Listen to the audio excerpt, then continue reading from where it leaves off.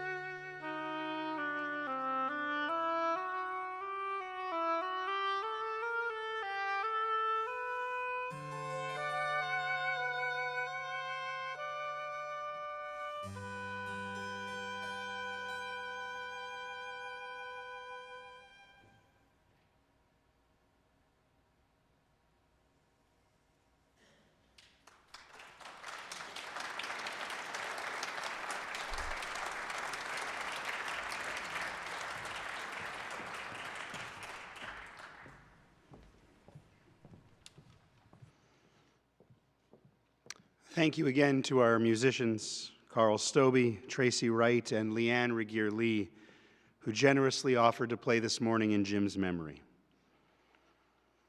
The centerpiece of a Jewish memorial service is the eulogy, known in Hebrew as the hesped. A chance, as we mentioned before, to pay tribute and celebrate the person who has passed. I'm going to call up Ben Carr now, Jim's son, to deliver a eulogy in honor of his father.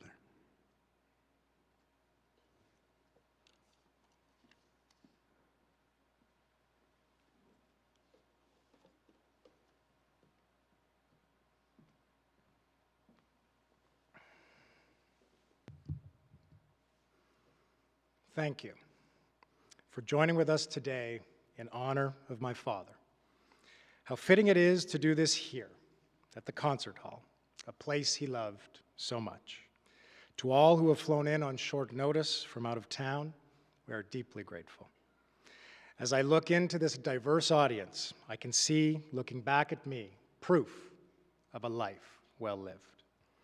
He was born James Gordon Carr. To his friends and family, he held many names. Most notable among them were Dad, Zadie, Professor Friendly, and of course, Jimmy. Although Jimmy was an exclusivity that was broadened in 2015 following his appointment to cabinet, when he would say, "Please, call me Minister Jimmy."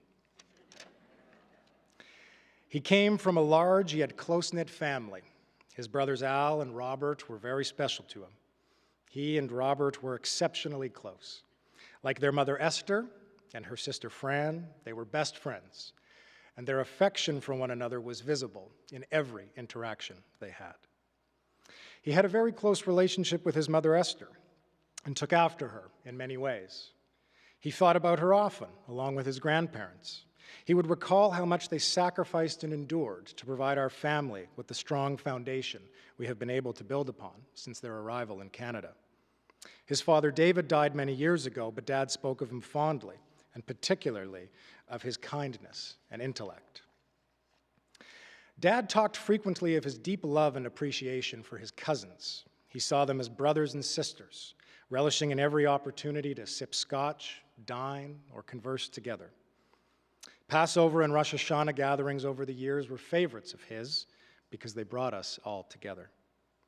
Dad spoke glowingly and proudly of his great-uncle David, a World War II veteran who survived nearly 4 years in a Japanese prisoner of war camp and went on to become the first Jewish deputy minister in the federal government. A portrait of Uncle David hangs on the wall of Dad's parliamentary office in Ottawa. Dad was proud to be Jewish and saw this as central to his identity. My father loved me and my sisters, Rachel and Becky. We have always known that. Each of us shared our own unique bonds with him, rooted in a mutual love of sport, food, travel, music, and one another. It was just last week that Becky traveled with Dad to Ottawa. She took care of him as he crossed the finish line on his private member's bill. He cherished this time. Traveling with his kids was always a source of joy for Dad. In 1993, he took my sister Rachel to the first 2 games of the World Series in Toronto, a memory that I know they held on to dearly. He always remarked that he and Rachel had the same brain. They processed things the same way and often knew what the other was going to say before it was said. He had a loving relationship with his stepchildren, Daniel, Jesse, and Kiernan, and in recent years, with their partners. The 6 of us have deep affection for one another. It is rooted in the love that Dad and Colleen have for us. To Georgia, the family's beloved doodle dog, he was a loyal and loving companion. Dad and Colleen worked hard to find ways to bring us all together.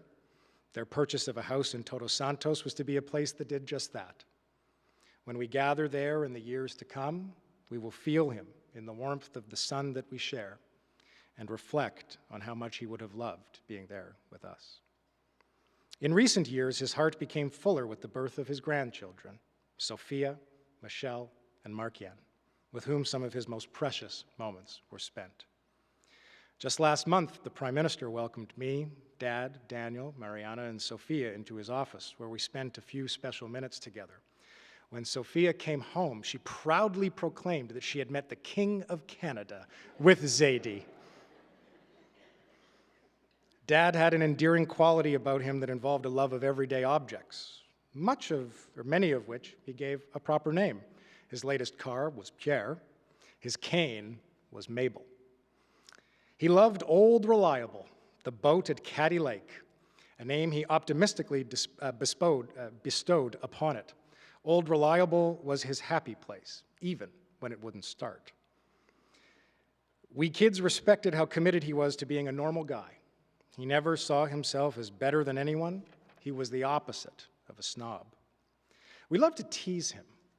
For example, it was a mystery to his family, immediate and extended, how a guy with such musical ability could be so bad a dancer. We let him know it, and we did so often. Dad was born on October 11th, 1951. 35 years later, on the very same day, I was born. The sharing of a birthday was just one of the special pieces of a larger fabric that wove our lives together. We would spend countless hours talking about world affairs, and then abruptly, at the same time in a conversation, we would both say, "Okay, that's good, talk to you later," and hang up the phone. We knew each other so well. Dad was a gifted musician. He began his musical career early while a student at Montrose Elementary and Grant Park High School. He was introduced to the oboe by his then musical idol, and ultimately lifelong friend, his music teacher, Leonard Tukoski. Only a few years later, after picking up the oboe, at the young age of 16, he was playing professionally with the Winnipeg Symphony Orchestra on this very stage. I suspect there was more than one Alberta oil and gas lobbyist shaking in their boots when the headline on the morning of November 4th, 2015 read, "Oboist becomes Minister of Natural Resources." Music was a passion he carried with him until the end, as the sounds of Beethoven and other greats played in his ears over his last few days. It was exactly what he wanted. Dad grew up with the lessons of the Depression taught by my grandparents fresh in his mind, primarily the concept of, let's call it, resourcefulness. This would manifest itself in many ways. Anyone who had the pleasure to enjoy one of his home-cooked meals, for example, was required to patiently listen as he thoughtfully broke down the individual cost of every ingredient used to prepare the meal as we ate. So let's just think about this for a minute, he'd say. There's 6 of us, chicken was $20, the potatoes about $5.50, bread was $3.75, the soup was $6, not to mention the seasoning, and that piece of parsley. Divide that by the number of people at the table, factor in how many days of leftovers we'll have, and that's what I call a deal. He also had a goofy side.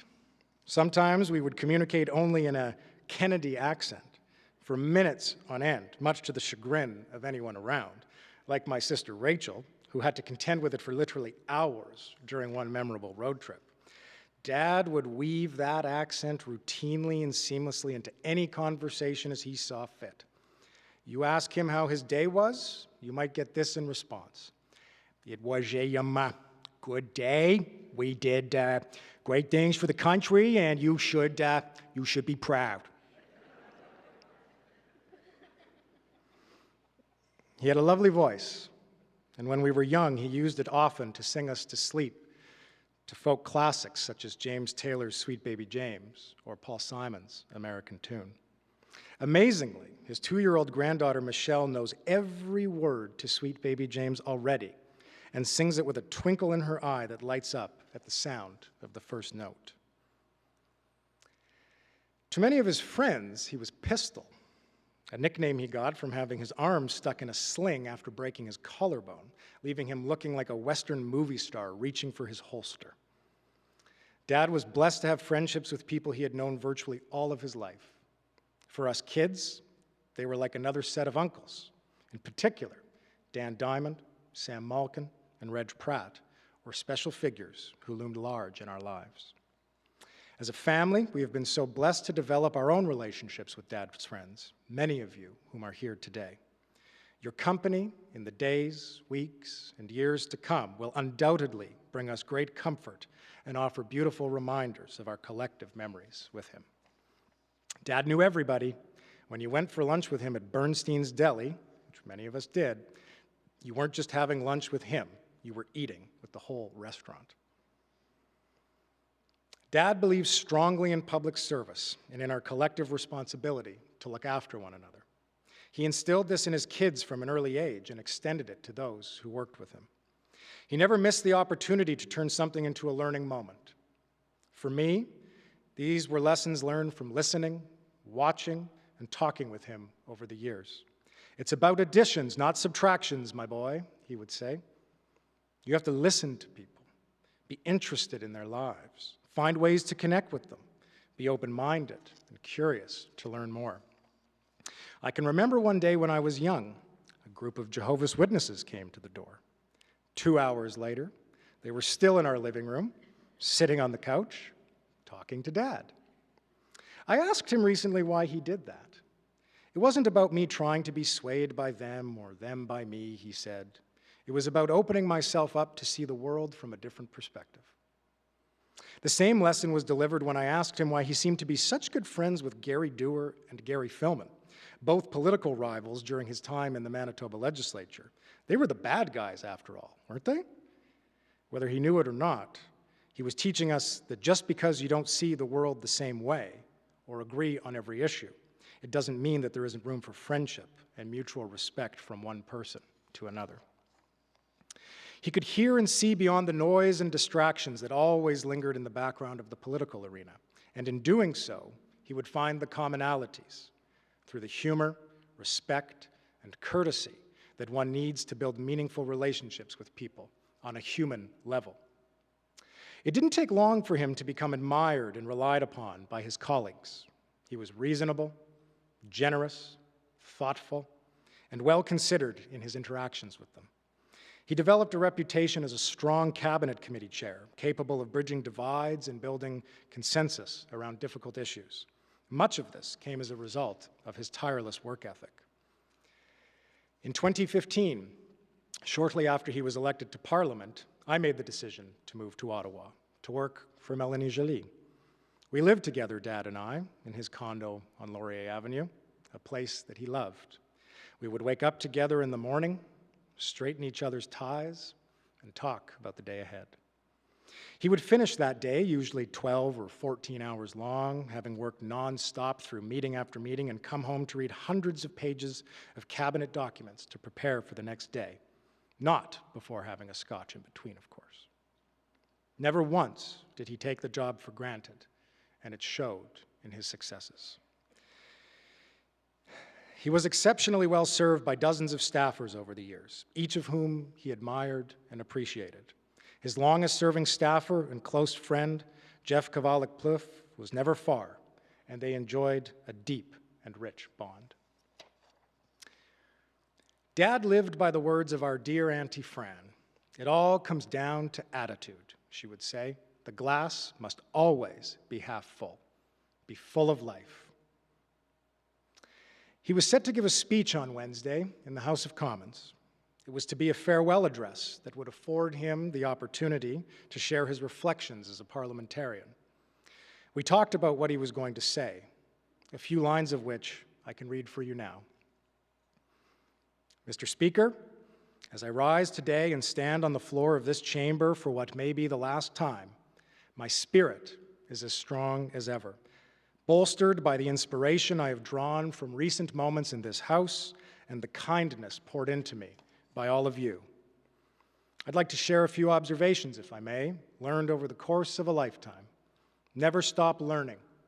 Keep an open mind.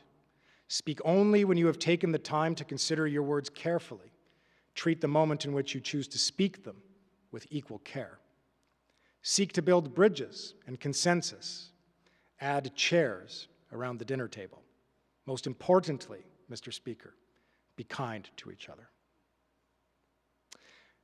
My dad never got to speak those words, But having heard all of the wonderful tributes pouring in from colleagues over this past week, it is clear that he was able to convey those lessons to them without having to put them to words. My dad was tough. I mean, really, really tough. He campaigned with kidney failure and cancer running through him for over 30 days in 2019. He ended election night by giving an upbeat victory speech in front of a large crowd before going to the hospital for the night. The very next morning, we received his diagnosis. Over the course of the past 3 years, he had dialysis. It was 2, sometimes 3 times a week, 4 hours each time. He had a stem cell transplant in the middle of a pandemic, alone in isolation for a month-long recovery that did not allow for a single visitor. He came home, and while recovering, remained committed to service and eventually made his way back into the cabinet. He did everything in his power to make sure that he could be with us for as long as possible, because he loved us and he loved life. In the past few weeks, he traveled back and forth to Ottawa on numerous occasions to give speeches in the House of Commons in support of his private member's bill, legislation that seeks to put the prairies at the forefront of an emerging green economy. He did not need to be there in person. He could have debated, spoken, and listened virtually, but he wanted to be there. He wanted to hear, feel, and see the conversations that he was having with colleagues. On December 7th, that bill passed through the House of Commons, and his final moments there saw him surrounded by people he loved, in a place he loved, working to improve the well-being of everyone from the region that he loved. I am so thrilled to inform you that on Thursday, his bill received royal assent, meaning it has passed through the Senate and is now officially Canadian law. Your work is done now, Dad.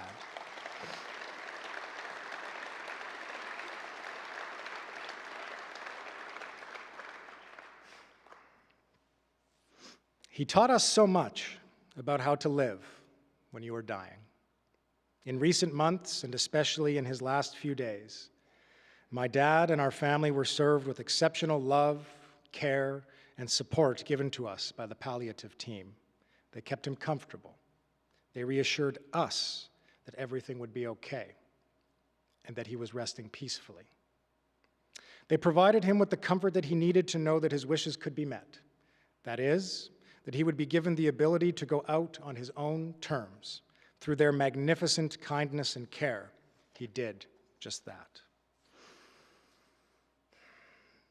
Colleen, you brightened each of his days. Through all of the sadness and challenges we had to endure as a family over the past 3 years, the strength, love, and dedication you showed to our dad left him and leaves us eternally grateful. He loved you so much. I know that he was deeply grateful to have in you a partner with whom he could share the things that mattered most in life. You supported him unequivocally in his pursuits, and in that way allowed him to realize so many of his dreams. Of all the things he was to people he came across in life, to me, he was always simply Dad, a larger-than-life figure whose impact on me is unrivaled. He breathed life into all of us. He did so through his courage, wisdom, and love. In the years to come, we will see him ever and always present in the world around us, through the way we will look at a situation, hear a whispered word of wisdom from his voice within us, feel the courage and strength needed to persevere through a difficult moment. He will be there. Our favorite Paul Simon song to sing and listen to together was American Tune. The last line of that beautiful song serves as a symbol of the deepest of bonds that he and I shared. It is a fitting way to end. It reads, "It's all right, it's all right. You can't be forever blessed. Still, tomorrow's going to be another working day, and I'm trying to get some rest. You can rest now, sweet baby James." Thank you.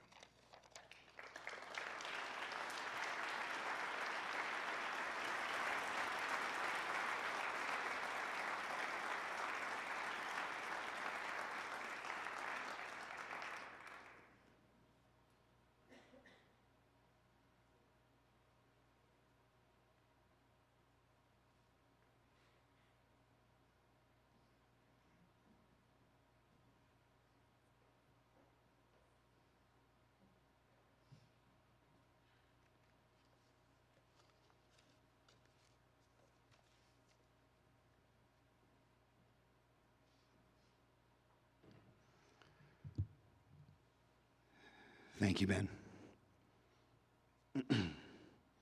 We will now hear Sweet Baby James, played for us by Jesse Gange.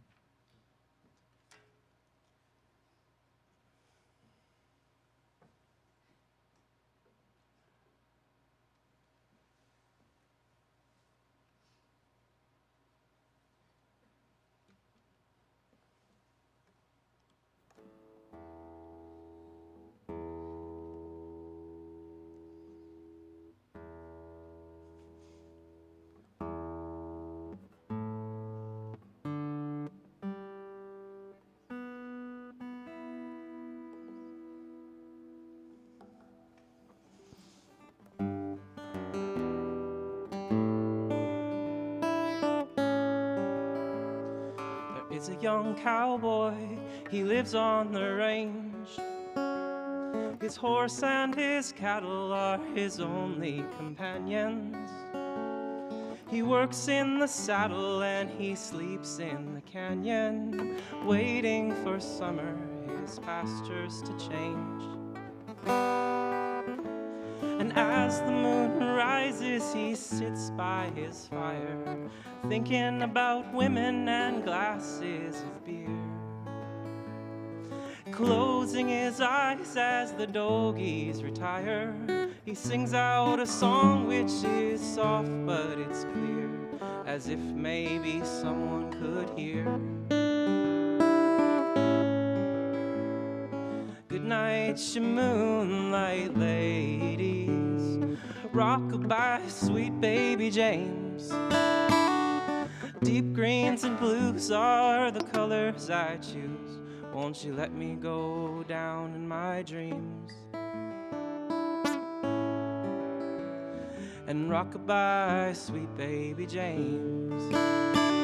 Now the 1st of December was covered with snow, and so was the turnpike from Stockbridge to Boston. Lord, the Berkshires seem dreamlike on account of that frosting, with 10 miles behind me and 10,000 more to go. And there's a song that they sing when they take to the highway, a song that they sing when they take to the sea, a song that they sing of their home in the sky. Maybe you can believe it if it helps you to sleep, but singing works just fine for me. Well, good night, you moonlight ladies, rock-a-bye, sweet baby James. Deep greens and blues are the colors I choose. Won't you let me go down in my dreams? And rock-a-bye, sweet baby James. Oh, good night, you moonlight ladies, rock-a-bye, sweet baby James.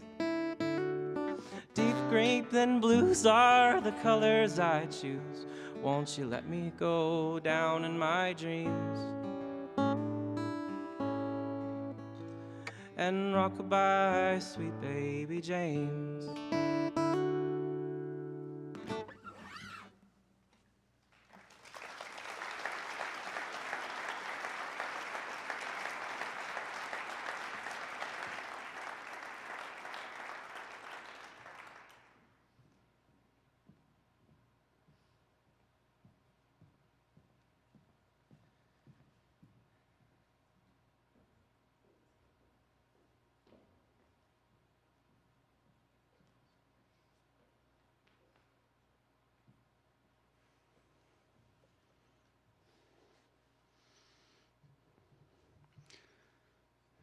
Thank you, Jesse.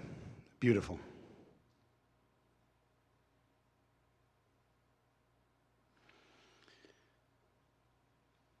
Lloyd Axworthy is not just a distinguished politician, but for Jim Carr, he was a longtime friend and confidant. It is now my honor to call forward the Honorable Lloyd Axworthy.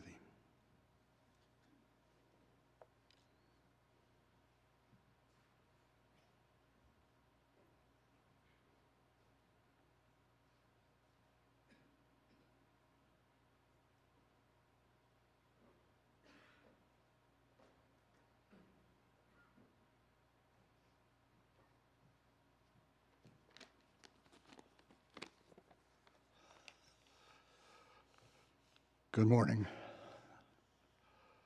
Let me begin by first acknowledging Her Honor, Lieutenant Governor, Prime Minister, members of cabinets, both federal, provincial, members of caucus, legislatures, parliaments, Mayor of Winnipeg, Gillingham, members of council, and family and friends. I think that's pretty much all the protocols that we can provide at the time. I want to begin with some words that I think give a sense of what this morning is about. One must wait until the evening to see how splendid the day has been. It really tells us that as we gather here today, joined in our sorrow, it's a chance to reflect upon the splendid political life of Jim Carr. As we've heard in House of Commons, Prime Minister, MPs from all parties paid tribute to this special man. Messages of condolence and love to Colleen and the family have streamed in from across Canada, in fact, across the borders into other areas, just showing the scope and reach of the impact that Jim had. And this morning in this hall, there's a palpable outpouring, you can feel it, of love and affection. And we're all grateful for this time to engage in an act of communion, sharing our thoughts and our prayers in what is surely the most precious of human moments, affirming the journey from this world to the next. In her poem, When Death Comes, Mary Oliver meditates on death and reminds us of the importance of life well lived. When it's over, I don't want to wonder if I have made of my life something particular and real. I don't want to find myself sighing and frightened or full of argument. I don't want to end up simply having visited this world.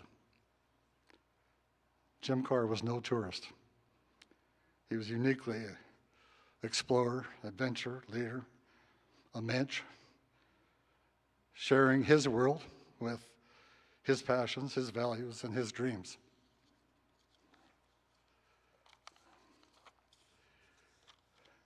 As we've learned from Ben's opening remarks, music was one of his great loves. I believe that Jim was the first oboe player ever elected to the Parliament of Canada.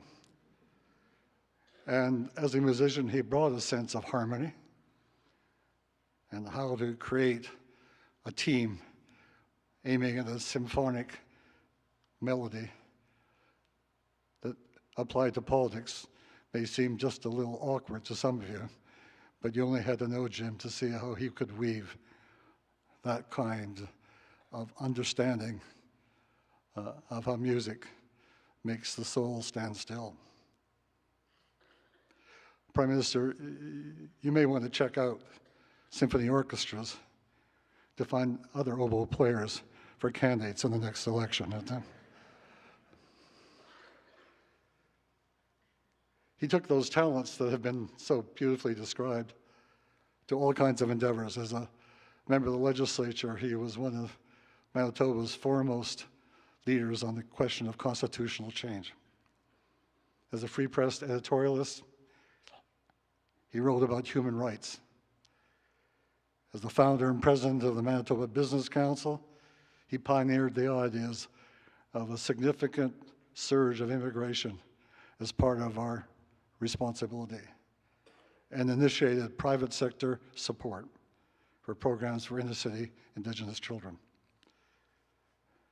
He was, as his friend, the Honorable Melanie Joly, related to me, a charmer who made friends easily. But she said he was also competitive. Both were ardent hockey fans, as you know, and she and Jim respectively touted the superiority of the hometown teams, the Habs and the Jets. She reported how after a bitter loss in a matchup last year, Jim conceded defeat by delivering a very big package of ice-packed Goldoi to her constituency office. Her aides weren't quite sure what was in the box because of a certain aroma that arose. But as I checked the history, I discovered that when the Jets won the next game, he received a box full of brisket from Deli Schwartz in Montreal as a fair quid pro quo. In 15 different elections, he and I shared campaigning door to door in the central south part of Winnipeg. I would watch with awe how in virtually every encounter he'd come upon a second cousin, a former teacher, a local businessman that was related to him. They would engage in the natural conversation of how Winnipeg is only half a degree of separation. He was master of the hood when it came to campaigning.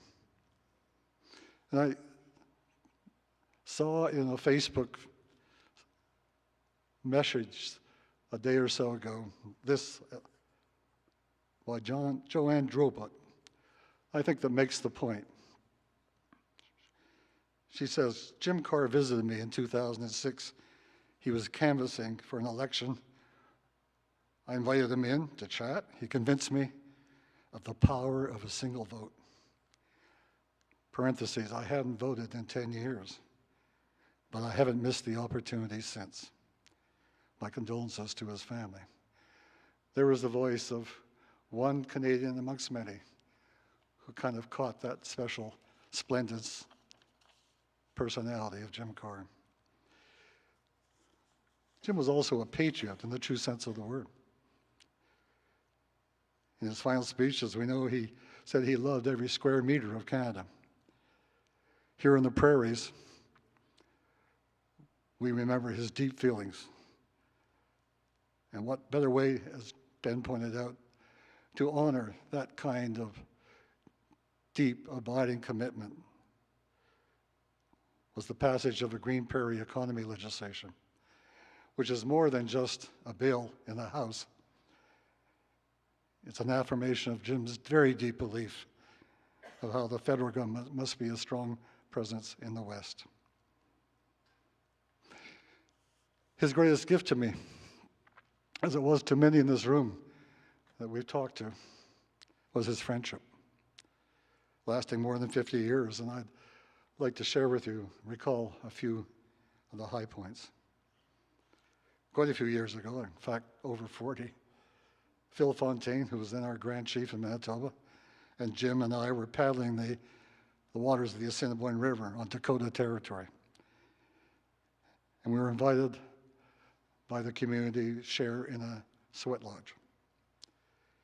It led to a rare moment of insight and renewal. Each of us had to speak our inner thoughts.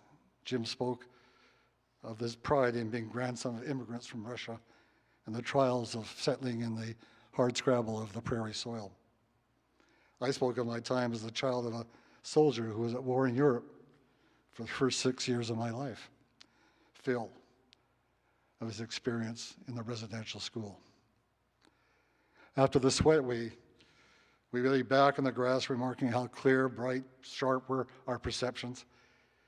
It was like being reborn, realizing the magic of a moment that brought us together, sharing deep thoughts of our respective prairie upbringings and the importance of understanding the injustice to Indigenous people. Jim said, "This is a time of special bonding, making us brothers who will always be there for each other." One can never forget a moment like that. And Jim never did. He became a champion of Indigenous rights and reconciliation. He negotiated the transfer of the railways in the Port of Churchill to the Indigenous Northerners in this province. In his last year, he became a champion of the act of reconciliation, the transfer of ownership the Prime Minister attended, where after 350 years, property was returned to an Indigenous community. Chief Jerry Daniels of SCO wrote me to say that he was so grateful for Jim's service. Jim was also a convener of ideas and people, bridge builder you can call him. Denise and I were really delighted one time when Jim and Colleen proposed a book club, as you many know, a favorite indoor pastime for Winnipeggers. They brought together 4 couples with very different opinions, interests, and outlooks. Jim was the listener in that book club. He wanted to understand other people's point of view and get to the point of sort of digging in a little bit more to understand. I remember after reading the novel The Lemon Tree, he concluded that this tale of how a Palestinian and an Israeli became close friends. And he concluded that it showed that the friendship was a metaphor for our time. I do have to report his greatest disappointment was not being able to, despite repeated efforts, to convince us to read the biography of Sir John A. Macdonald.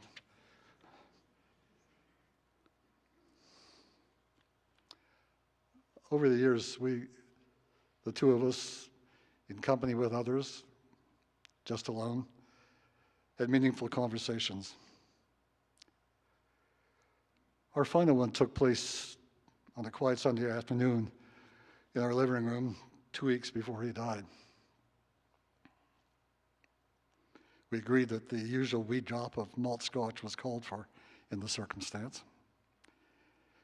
And Jim talked about his pending legislation, how grateful he was of the colleagues in the House and Senate being cooperative, the help of his staff, people in the constituency, ideas that he had picked up when he's a special representative by the Prime Minister in the West.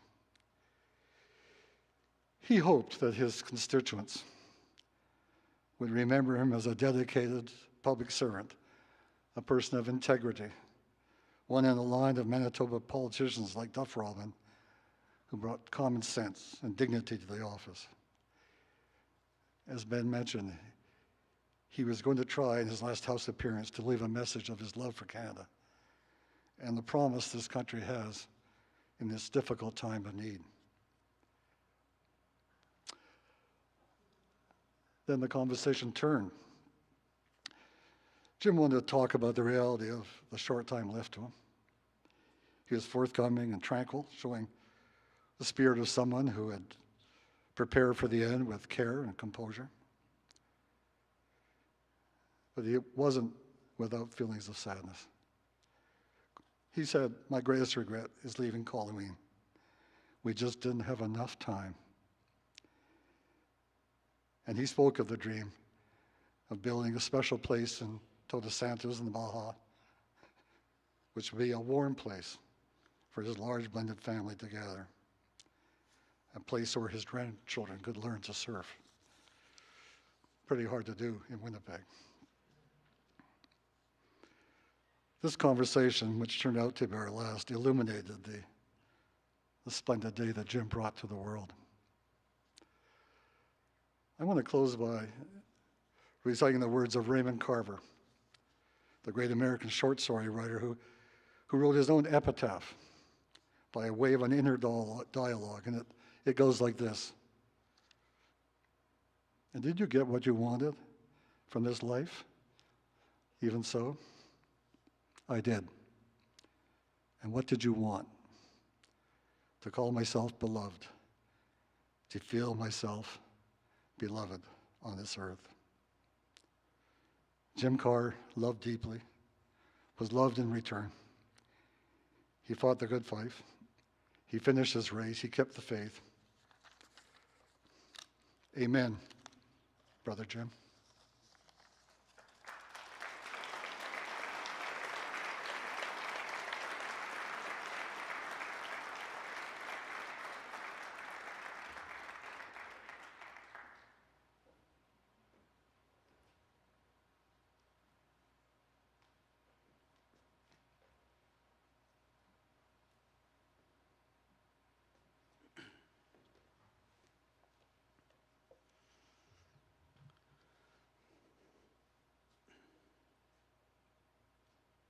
A deep and heartfelt thank you to the Honorable Lloyd Axworthy, Jim's dear friend, for sharing those stories and tremendous words of tribute.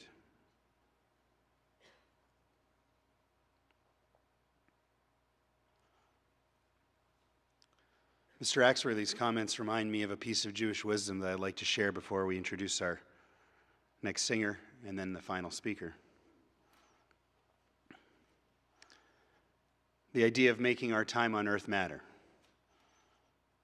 Two little nuggets, two pieces of Jewish wisdom. The first is that the rabbis would say it's better for people to go to a memorial service, to a funeral, than to go to a banquet hall. Because at the banquet hall, we distract ourselves by only immersing ourselves in the pleasures of life.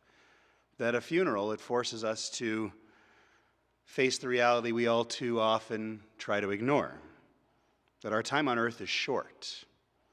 Their point, the rabbis, was that a life can only be truly appreciated and well lived by someone who appreciates its brevity. The second piece is that funeral services, memorial services remind us that we are all destined to die. We share that with all who have ever lived, all who ever will be. Death will come. We cannot enter into judgment with it. Our questions of why will always go unanswered.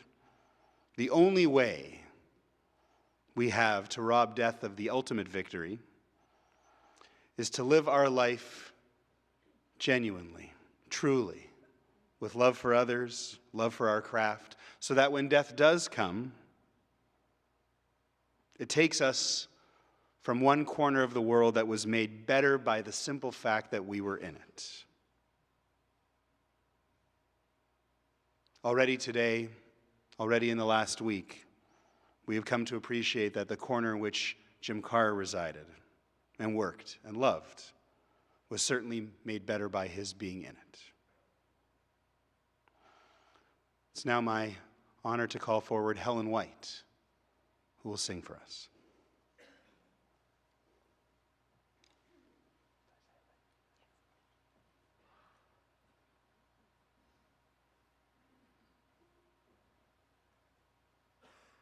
I love how your eyes close whenever you kiss me.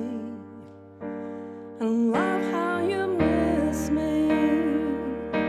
I love how you miss me. I love the way you always treat me so tenderly. But darling, most of all, I love how you love me.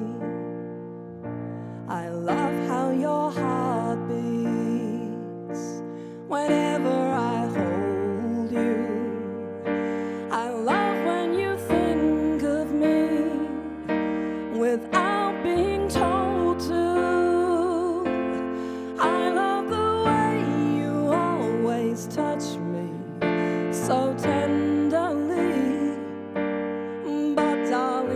most of all, I love how you love me. I love how you love me. Whenever you kiss me, and when I'm away from you, I love how you miss me.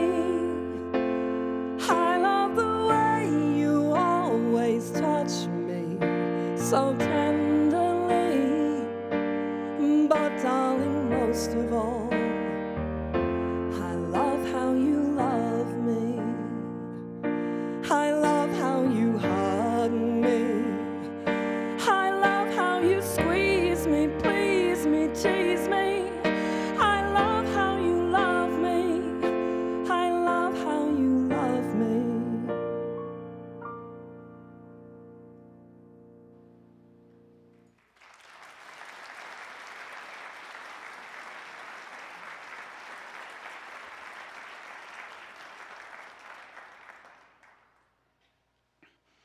I thank you again to Helen White. I'm told I Love How You Love Me was Jim and Colleen's wedding song.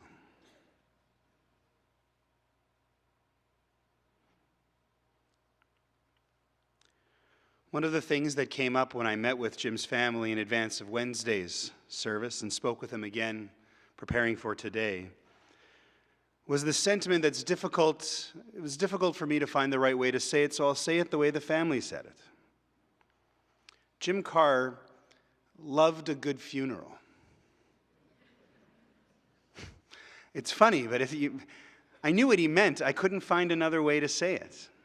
The point was, when you see a person through the perspective of people who knew him or her intimately, who loved that person, when you learn things you didn't know about someone you thought you knew pretty well, when you could see the impact that person had not just on you, which you knew, but on others. It's a tremendous feeling.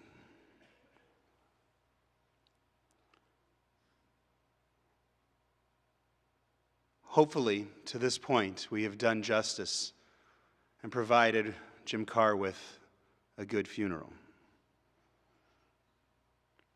Our next speaker, it would be amazing if he could speak at all funerals.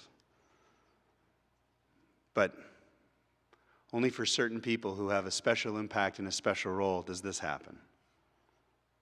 It's my honor to call forward the Right Honorable Justin Trudeau, Prime Minister of Canada.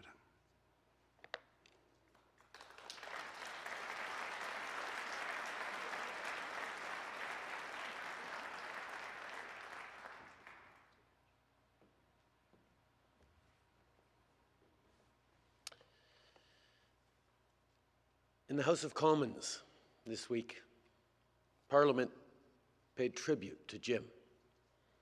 Across the aisle, from every party, members spoke of Jim's decency and his kindness. Marty Morantz, Jim's fellow Winnipegger from the Conservative Party, reflected on how insightful and thoughtful Jim always was. He talked about him as a bridge builder and a nation builder. Richard Cannings from the NDP said he was the best kind of politician, someone who truly believed in serving his community, his province, and his country. Elisabeth May, du Parti Vert, nous a raconté qu'à chaque fois qu'elle voyait Jim à la Chambre et qu'elle lui demandait comment il allait, il répondait toujours « Chaque jour est une bénédiction ». La députée du Bloc québécois, Christina Michaud, l'a bien dit, Jim Carr était un homme politique qui savait écouter et qui, nous l'avons vu la semaine dernière, dans son dernier discours, respectait ses adversaires politiques. Nous le respections en retour. But all of you here today already knew this about Jim. For 7 years, you shared him with us in Parliament and with all Canadians. This week, we felt his absence deeply.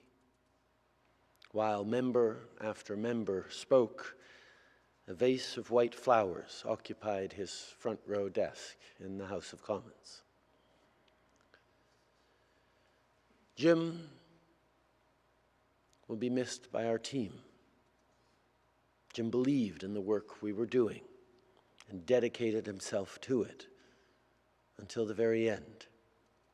He brought his reliable prairie pragmatism to the cabinet table, whether as Natural Resources Minister, International Trade Minister, or Special Representative to the Prairies.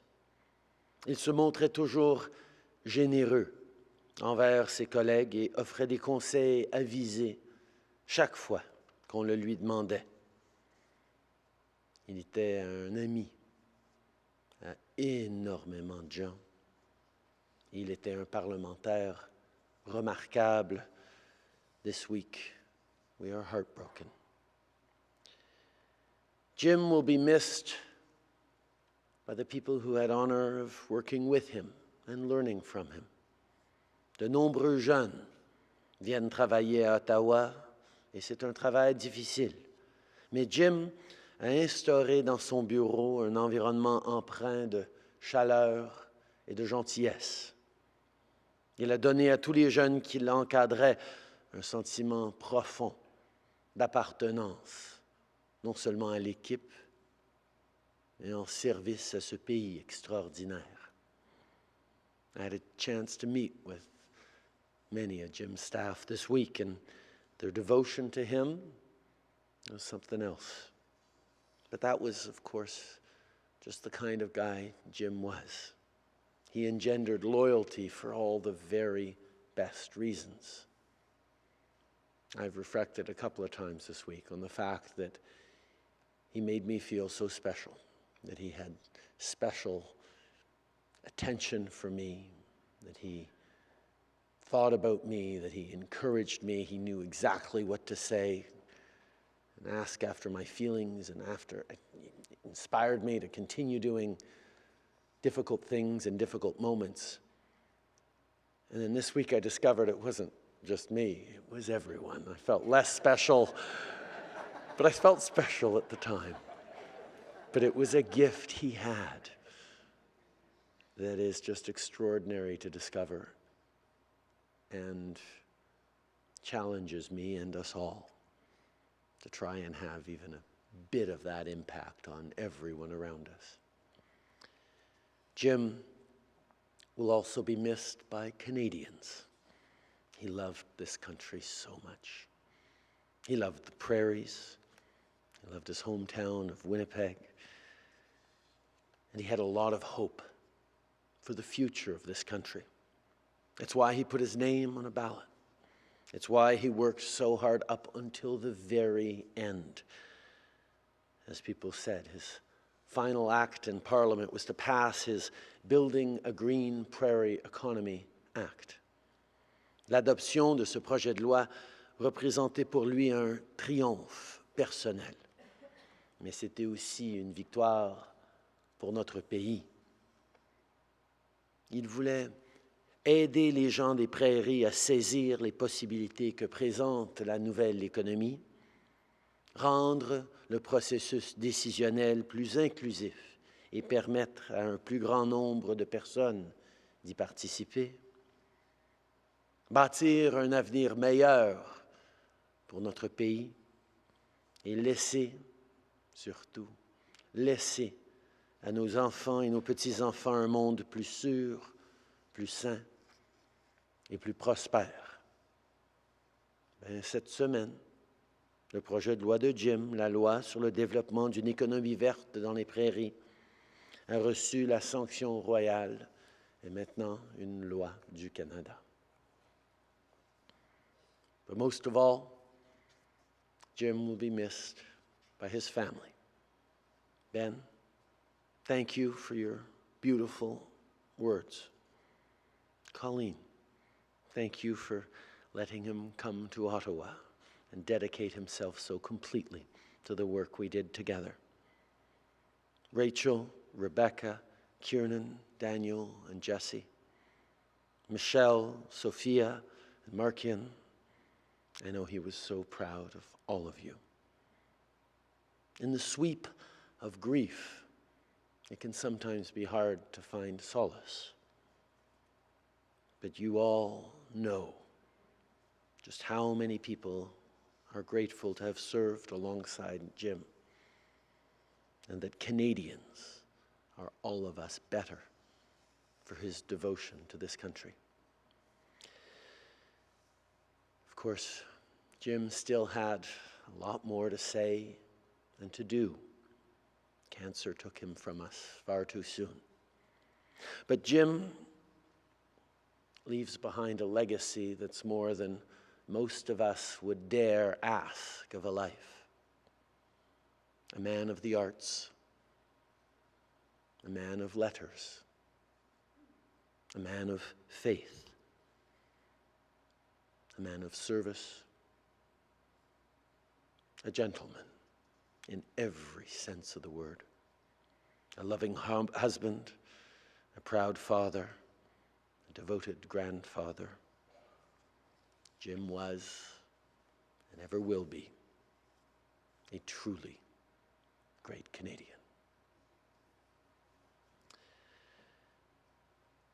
Colleen, it is with great honor that I will now present to you and your family the Canadian flag that flew on the Peace Tower on Monday, the day Jim left us, and a copy of his bill that received royal assent on Thursday and that will help ensure Jim's contributions to Canada live on. May his memory be a blessing.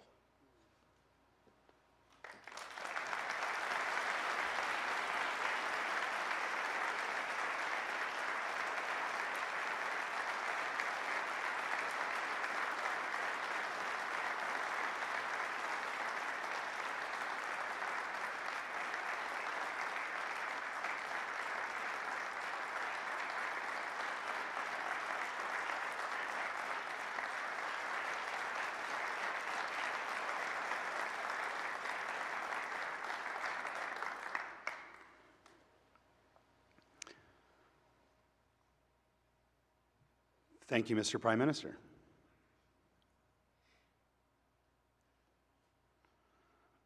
On behalf of the family, I want to thank everyone for your attendance again today and acknowledge as well the many people who have traveled from out of town when our city doesn't exactly show the best in December, so we appreciate you being here.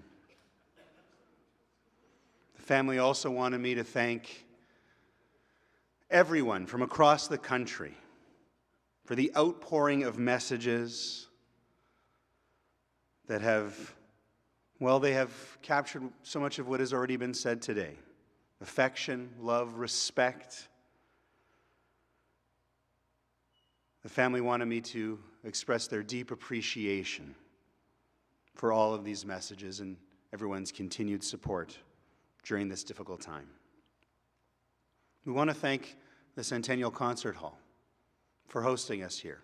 As Ben mentioned in his eulogy, a truly fitting location for us to have a community gathering to say farewell to Jim Carr. Music was, of course, one of Jim's passions. And shortly before he passed, he established a foundation, the Jim Carr Foundation, through the Winnipeg Foundation, that is designed to support young musicians who are looking to embark upon a career in classical music, and also a foundation that will continue to bring classical music into community places. A truly worthwhile endeavor. This, coupled with his political contributions and just the way he carried himself in his personal relationships, will indeed, as the Prime Minister said, help to ensure that Jim's legacy lives on. For after all, in my tradition, the Jewish tradition, the rabbis teach that there are three crowns: the crown of priesthood, the crown of Torah, and the crown of royalty. But they emphasize that there is a fourth crown that exceeds them all: the crown of a good name. For though our time on earth may be short, a good name, a good reputation endures forever. Thank you again to the family for the honor of being here with all of you today. We will conclude this memorial service for Jim Carr with his favorite piece of classical music, the second movement of Beethoven's Seventh Symphony. We ask that you wait until the family can be excused before you leave your seats. And we again thank you for being here today for Jim.